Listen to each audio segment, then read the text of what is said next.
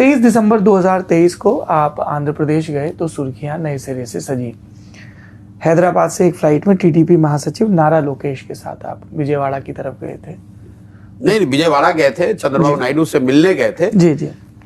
इसलिए कि हमारे हम दोनों के एक कॉमन मित्र हैं जो बड़े नेता हैं, उनका ऐसा मानना था कि एक बार आप उनसे मिल लीजिए। बहुत दिनों से ये मीटिंग पेंडिंग थी, तो मैंने उनको जाकर ये कहा। और चूंकि आंध्र के पिछले चुनाव में मैंने वाईएसआरसीपी जगन मोहन रेड्डी की मदद की थी, तो चंद्रबाबू नायडू जी का ऐसा कहना था कि इस बार मैं उनकी मदद करूं।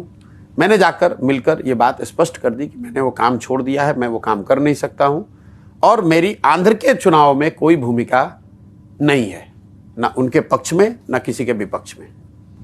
और ये बात मुझे एक हम लोग के जो कॉमन मित्र हैं उन्होंने कहा कि आप मिलकर अगर ये बात बता दीजिए। मैंने कहा मुझे कोई दिक्कत नहीं, मैं जाके मिलकर उनको बता दिया मैंने ये।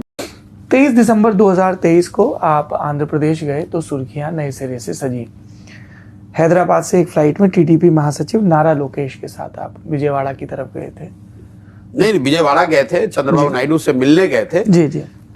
इसलिए कि हमारे हम दोनों के एक कॉमन मित्र हैं जो बड़े नेता हैं, उनका ऐसा मानना था कि एक बार आप उनसे मिल लीजिए। बहुत दिनों से ये मीटिंग पेंडिंग थी, तो मैंने उनको जाकर ये कहा। और चूंकि आंध्र के पिछले चुनाव में मैंने वाईएसआरसीपी जगन मोहन रेड्डी की मदद की थी, तो चंद्रबाबू नायडू जी का ऐसा कहना था कि इस बार मैं उनकी मदद करूं।